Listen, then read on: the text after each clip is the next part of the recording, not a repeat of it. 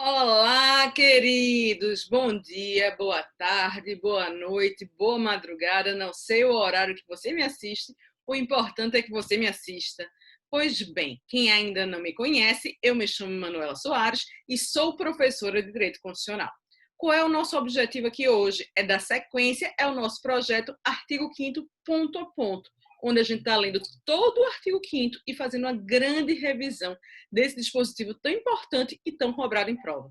Vamos ao que interessa? Então eu vou aqui compartilhar a minha tela com vocês para que a gente comece a ver o nosso artigo 5º. Mas claro que antes disso, eu não vou deixar de mostrar para vocês a minha arte do nosso projeto, artigo 5º, ponto a ponto, e além da arte, como você faz para se comunicar comigo. Então, se você quiser se comunicar comigo, é interessante que você entre no meu canal Telegram, que é o Constitucional ao Vivo com Manu. Aqui eu mando materiais, PDFs, aulas, link de aulas interativas. Então, este aqui é o meu canal do Telegram. Se você tiver alguma dúvida ou sugestão, o jeito mais rápido de você me encontrar é pelo meio do meu Instagram. Então, é o profa.manuela com U e 2 L's Soares. Então, é por este caminho que você me encontra. E a reprise das aulas está aqui no canal do YouTube. Teremos outros projetos, então não deixa de se inscrever no canal, ativar sininho de notificação. Se gostar, dá um joinha. Se não gostar, fica na tua, não conta a ninguém, tá certo? Que assim você me ajuda a continuar fazendo esses projetos e tornando o nosso conhecimento cada vez mais democrático.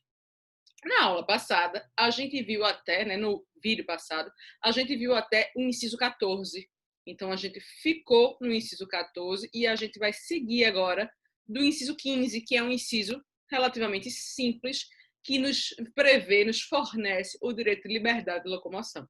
Então, o que é que fala aqui, professora, esse inciso 15? Ele diz o seguinte, ó, é livre a locomoção no território nacional, em tempo de paz, podendo qualquer pessoa, nos termos da lei, nele entrar, permanecer ou dele sair com seus bens. Perceba que é um inciso realmente simples, que a mera leitura gera entendimento, é de fácil interpretação. Então, se você está se preparando para uma prova de concurso ou para uma prova do OAB, o que é que o examinador pode fazer para tentar te pegar aqui nesse inciso? Ele realmente é bastante simples. Ele pode fazer o seguinte, ó, é livre a locomoção no território nacional, e ele pode pegar e omitir esse trecho em tempo de paz. E seguir. Podendo qualquer pessoa, nos termos da lei, nele entrar, permanecer ou dele sair com seus bens. Perceba que, ao omitir esse trecho, a proposição ela fica incompleta. E para a maioria das bancas mais tradicionais, proposição incompleta é proposição errada, equivocada. Presta atenção, para a maioria. Então, eu estou falando aqui de FGV, de CESP, de FCC. Então, o que é que você faz? Procura outra alternativa. Com certeza você vai achar uma mais completa lá. Se porventura você não acha nada certo, você tem certeza que todas as outras estão erradas, aí você pode pensar em marcar essa. Mas já por mim, quando você for ler a sua questão, você vai pensar que tem duas respostas e não haverá. Haverá uma completa e essa que foi omitido, essa expressão em tempo de paz. Uma outra expressão que pode ser omitida é aqui, ó, nos termos da lei. Então, ele fará a mesma coisa, né? É livre locomoção no território nacional, em tempo de paz, podendo qualquer pessoa nele entrar, permanecer ou dele sair com seus bens, e vai fazer a omissão desse trecho nos termos da lei. Então, cuidado com isso, né? São questões daquelas provas que são provas de letra de lei, mas que, vez ou outra, o examinador, sim, ele gosta de fazer esse tipo de cobrança. Então, sim, esse inciso é um inciso simples, de fácil entendimento, mas que se faz necessário que você memorize ele por completo, porque ao omitir essas pequenas expressões, o examinador pode estar indicando que essa não seria a resposta. Beleza? Vamos seguir aqui para o próximo. Pois bem, então a gente vai aqui para o próximo inciso, e aqui esse eu quero que você marque ele com carinho. Você vai pegar o seu varimeco, lembra, toda a nossa aula aqui, né, a gente está lendo para vocês, mas é interessante que você tenha a sua própria legislação. Então, sim, esse inciso 16 aqui, ele é importantíssimo, ele é muito cobrado em prova, principalmente nos tempos atuais, onde fazer manifestação pública está tão em alta. Então, o que é que prevê aqui o inciso 16? Ele traz para a gente a previsão do direito de se reunir, do direito de reunião, que muitas vezes é um meio para viabilizar a própria liberdade de expressão. Então, por isso que sim, ele é tão importante. Então, perceba, antes da gente ler, para a gente perceber, né, os elementos de uma reunião, é interessante a gente prestar atenção em quê? O que seria uma reunião? Né? É um aglomerado de pessoas, sim, então eu tenho aqui um elemento humano. Então, eu tenho aqui pessoas, o elemento humano, é um aglomerado de pessoas. Mas essas pessoas aleatórias precisam estar onde? Precisam estar em um local. Então, aqui eu tenho o elemento o quê? Além do elemento humano? O elemento espacial. Tá, então eu tenho um monte de gente em um determinado local. Isso por si só já se caracteriza uma reunião? Não, ainda não. Eu tenho ainda o elemento temporal, porque elas precisam estar naquele mesmo local ao mesmo tempo. Tá, professor, então se eu tenho um grupo de pessoas paradas numa parada de ônibus, no mesmo local, no mesmo horário, isso caracteriza uma reunião? Ainda não, porque eu preciso de mais um elemento, que é o finalístico, também conhecido como elemento teleológico, ou seja, a motivação.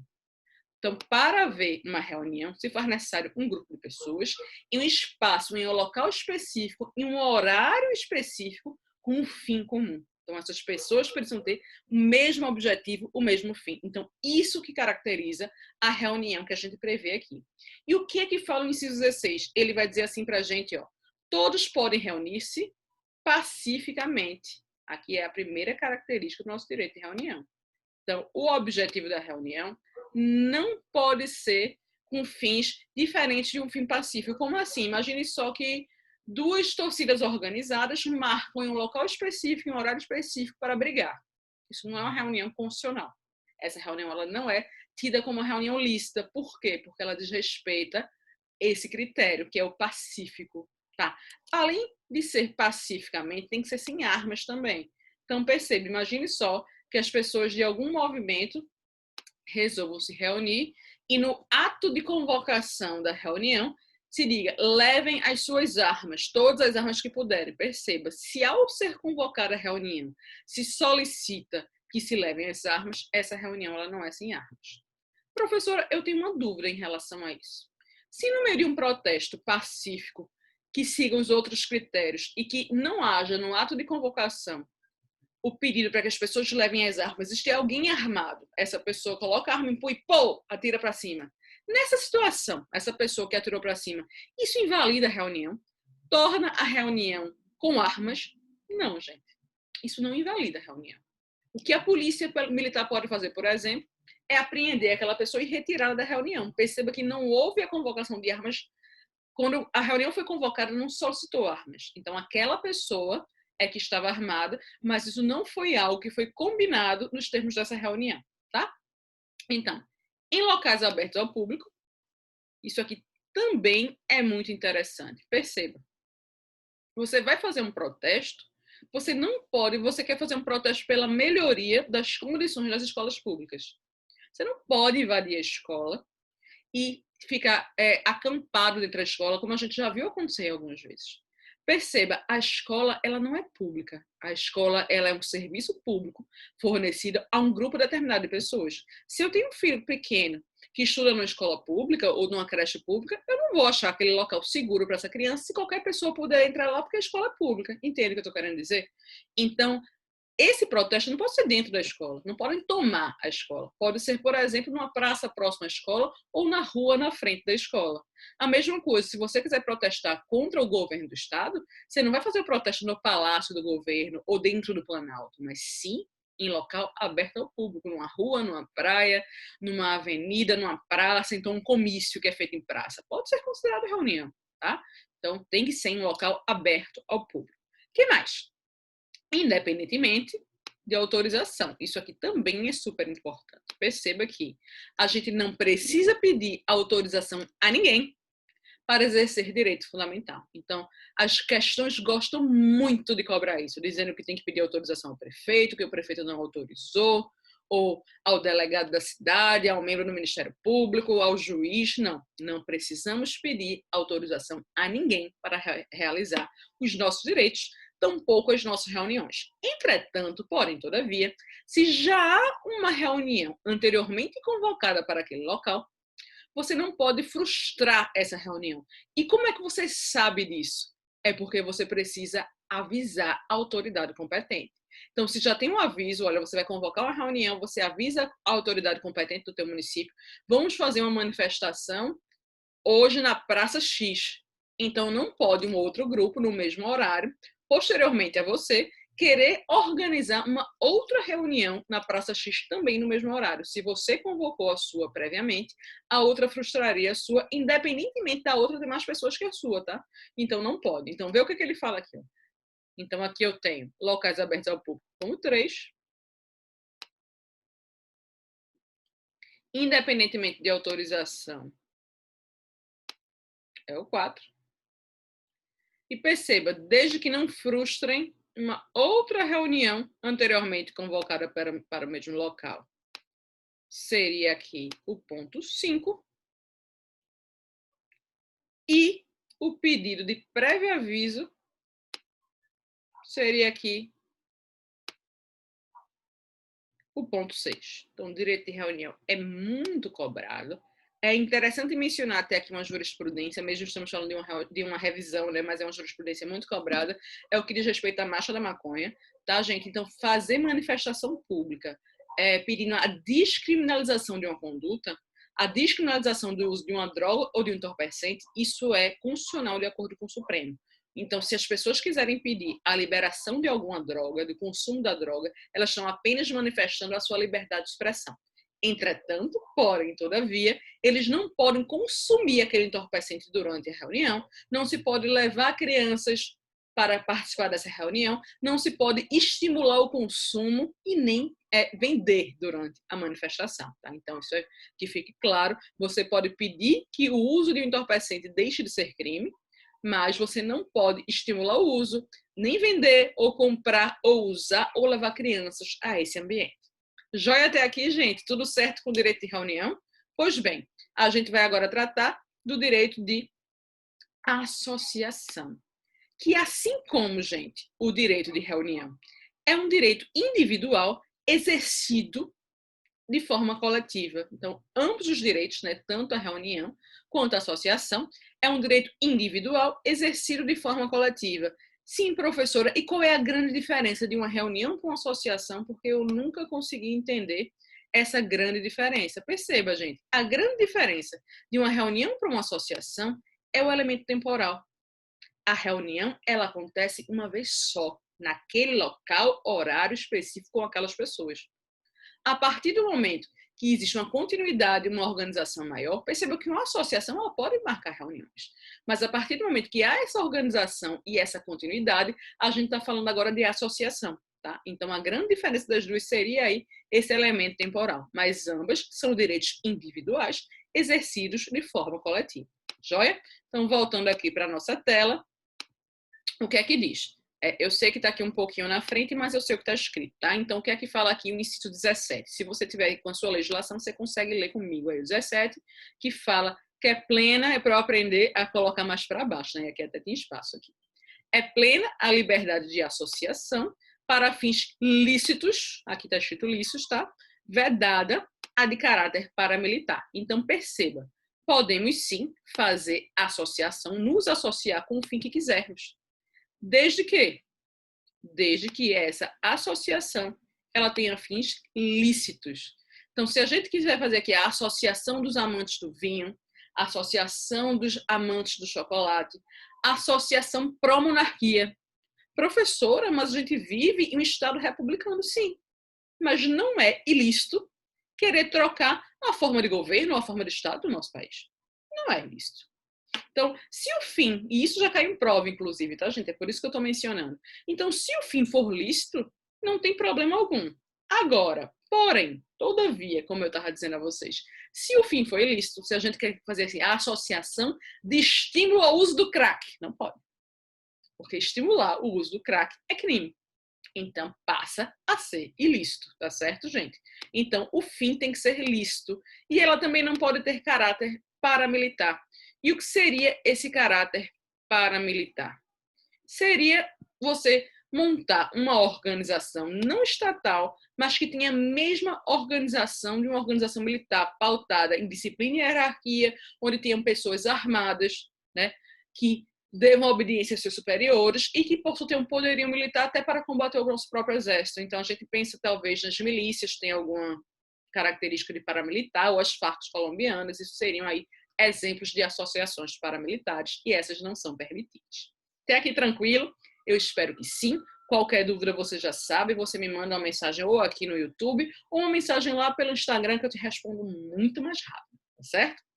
Dando sequência, o que é que eu falo ainda de associação? A gente vai dizer assim, ó, que a criação de associações, perceba, e na forma da lei, a de cooperativas, independe de autorização, sendo vedada a interferência estatal em seu funcionamento. Assim como o direito de reunião, não precisamos de autorização estatal para nos associarmos. Basta que a gente tenha o ânimos associando e que a gente queira se associar. Perceba, aqui a gente tem duas coisas para explorar. A primeira é que ele diz que o Estado não pode interferir no funcionamento. Nós, associados, é que vamos dizer como é que a gente quer que essa associação ela funcione. E, além disso, é interessante a gente perceber que ele usou aqui, e na forma da lei, perceba, a criação de associações e, vírgula, de vez em quando entra um portuguesinho aqui, né? Na forma da lei de cooperativas, independe de autorização. Então, perceba que a criação de associações não depende da forma da lei. Quem depende é de cooperativas. O que isso quer dizer? Que para criarmos a nossa associação, basta que tenhamos, como eu falei para vocês, o ânimos associando. A gente quer se associar. Então, a gente pode se reunir, ou fazer até agora, né? Como eu já mencionei em outros vídeos, eu estou gravando isso aqui no período de pandemia, né? Então, hoje, por exemplo, eu estou gravando no final de agosto. Então, a gente está aqui em situação, muitas pessoas ainda em isolamento social, algumas pessoas ainda não sentem a vontade para sair de casa. Nos locais do país, a forma de abertura está diferente. Então, a gente quer se reunir aqui virtualmente para fazer a nossa associação. Podemos. A gente pode dizer o que é que a gente quer, fazer o nosso estatuto. E antes mesmo desse estatuto estar registrado no cartório civil, antes mesmo de a gente regularizar essa associação, ela já existe. Por quê? Porque a gente já se coligou, a gente já teve esse anos associando. Então, assim é com as associações. Entretanto, com as cooperativas, a cooperativa ela só nasce, ela só existe se ela respeitar a lei, ou seja, se for efetuado o registro no cartório civil, certo? Então, essa seria aqui uma diferença e que, vez ou outra, ela também é cobrada em prova. O que é que eu tenho mais aqui para vocês? Em relação à associação.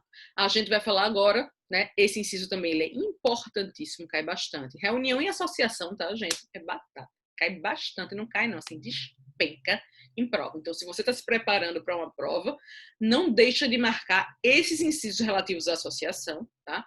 E não deixa de marcar o inciso 16 relativo a direito de reunião. São bastante cobrados. E aí, o que é que eu tenho aqui no inciso 19? Ele fala assim, ó, as associações só poderão ser compulsoriamente dissolvidas ou ter suas atividades suspensas. Perceba que eu estou falando da relativização desse direito.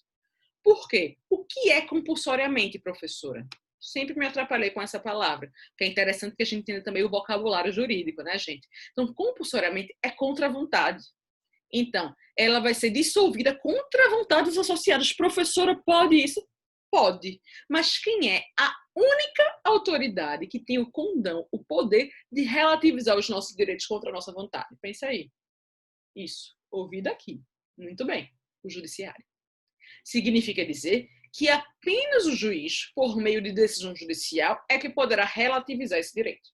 Esse direito ele pode ser relativizado de duas formas. E quais seriam, professora, essas duas formas?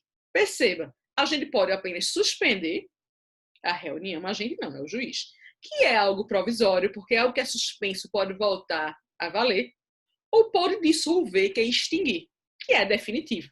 E é isso que eu quero que você compreenda, porque se você compreende isso, você não vai errar questões sobre esse inciso. Porque esse inciso dá para fazer muita brincadeira com ele, tá? Então, perceba, se dissolver é definitivo e suspender é provisório, na tua cabeça, raciocinando comigo, qual dos dois precisa de uma decisão judicial definitiva que é conhecida como decisão judicial com trânsito em julgado? Com trânsito em julgado é definitiva. É para dissolver ou para suspender? Perfeito, é para dissolver. Ouvi, viu? Ouvi daqui. Então, vê só. O que é que ele falou aqui? As associações só poderão ser compulsoriamente dissolvidas ou ter suas atividades suspensas por decisão judicial. Então, em ambos os casos, precisa de decisão judicial. Mas no primeiro, só que pegar uma outra coisinha para ficar bom para vocês verem. A cor da caneta aqui, azul. Pessoal, mas somente exigindo-se no primeiro caso. Quem é o primeiro caso? A dissolução. O trânsito em julgado. Então, se dissolução é definitivo, tem que ter decisão definitiva, aquela que não cabe mais recurso, a decisão com trânsito julgado. Então, o que é que eles podem fazer nas questões aqui, ó? Eles podem inverter e colocar aqui, ó. As associações só poderão ser compulsoriamente suspensas ou ter suas atividades dissolvidas. Lascou, tá vendo? Se você decorou, pode se confundir. Ou ele pode trocar o primeiro pelo segundo caso, por exemplo. Então, dá para fazer várias proposições com esse inciso. Então, se você entender isso aqui, você não erra mais. É só você prestar atenção que dissolução é definitivo. Então, eu preciso, para relativizar isso, de uma decisão definitiva. Enquanto que a suspensão pode ser provisório. E se pode ser provisório, qualquer decisão judicial. Então, decisão judicial para ambos, com trânsito julgado apenas para definitivo. Inciso 20, deixa eu voltar aqui para o vermelho. Vamos lá. Cor da caneta vermelha. Ninguém poderá ser compelido a associar-se ou a permanecer associado. Esse aqui, gente, é o princípio da liberdade negativa de associação. Interessante anotar. Liberdade negativa de associação. Quase que não sai. E o que isso quer dizer? Significa dizer que a partir do momento que você não gosta mais daquela associação, que você acha que ela não tem nada a ver com você, você pode sair. Quando você quiser. Então, não, mas estou devendo a mensalidade. Veja só, eu vou sair e se eu pago depois, se eu não puder pagar, você pode me processar a associação. Mas eu não quero mais fazer parte dessa associação porque ela não me diz respeito, ela não tem nada a ver comigo. Então, não gosto mais dela. Tá? Então, ninguém pode ser compelido, ou seja, obrigado a se associar ou a permanecer associado. Isso é de livre e espontânea escolha, fica à vontade da pessoa e do associado. Tranquilo até aqui, gente? A gente vai agora ver o último inciso do vídeo de hoje, né? O último inciso da aula de hoje, que também é relativo a esse direito tão importante que é o direito da associação. Lembrando que sim, é um direito individual, mas que é exercido de forma coletiva. Então, eu tenho aqui o inciso 21,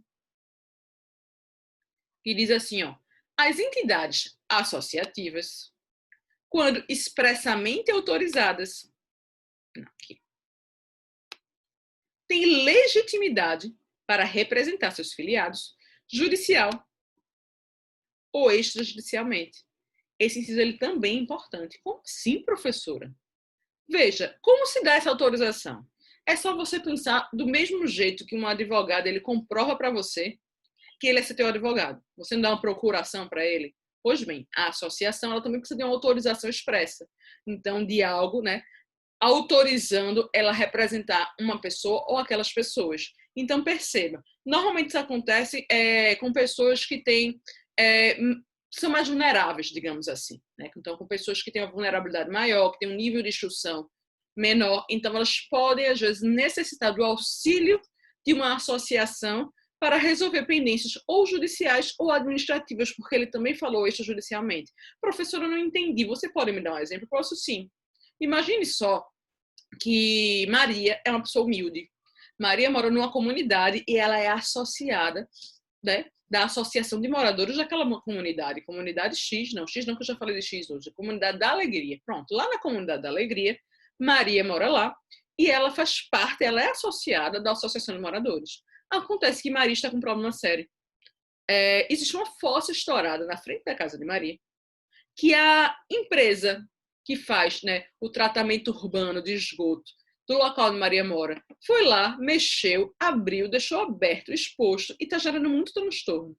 Não só para Maria, mas para toda aquela população que mora naquela rua, porque está saindo água, né, contaminada com fossa, então a gente tem rato, barata, muriçoca. Não sei se onde você está me assistindo você sabe que é muriçoca, mas pode ser pernilongo para você, mosquito, né? Para a gente aqui de Recife, de Pernambuco, a gente chama de muriçoca. Mas eu sei que para algumas pessoas é pernilongo, é mosquito, então é isso aí. Né? Então, aqueles besourinhos que nos picam, feito o pernilongo da dengue, então dengue, chikungunya, zika vírus, tá um pandemônio. E Maria não sabe o que fazer, ela não sabe como resolver a situação. Ela não sabe nem por onde começar. Então, ela pode pedir auxílio, por exemplo, da associação dos moradores da qual ela é associada, dar uma autorização para que ele represente ela, tanto na esfera administrativa, de procurar a empresa, né, de tratamento de esgoto urbano daquela localidade, ou até, se não der, se não for resolvido extrajudicialmente na esfera administrativa, para que isso seja resolvido na esfera judicial mesmo. Então, é nesse sentido, né? Então, isso aqui é um direito que ajuda até a população mais vulnerável, quando ela não tem condições ou ela não tem instrução suficiente para se defender ou para brigar pelos seus direitos, a associação pode fazer, tá? Então, aqui, nessa situação, se faz necessário, sim, a autorização expressa, tá? Então, expressamente autorizado seria por meio de um documento escrito. A gente vai ver mais para frente que existe uma associação de demandas coletivas no mandado de segurança e no mandado de junção, que não necessariamente se faz necessária essa autorização. Mas aqui para nós ainda no inciso 21, então as entidades associativas, quando expressamente autorizadas, têm legitimidade para representar seus filiados judicial ou extrajudicialmente. E aí eu consegui, né, terminar os nossos incisos antes dos 30 minutos. E aí, ficou alguma dúvida? Coloca aqui um comentário, né? Se você gostou, dá um joinha, se inscreve no canal, ativa o sininho de notificação, que para mim é um grande prazer estar aqui com vocês toda segunda-feira soltando esses vídeos, né, do nosso artigo 5º, ponto a ponto. Já disse, se você gostou, bota um joinha. Se porventura ficou alguma dúvida, manda uma mensagem para mim, que vai ser um prazer te responder. Eu peço perdão se por acaso eu falei alguma coisa que possa ter ofendido alguém. Essa não é a intenção. A intenção é sempre o aprendizado de vocês. Eu deixo aqui o meu beijo grande e até o próximo vídeo. Tchauzinho.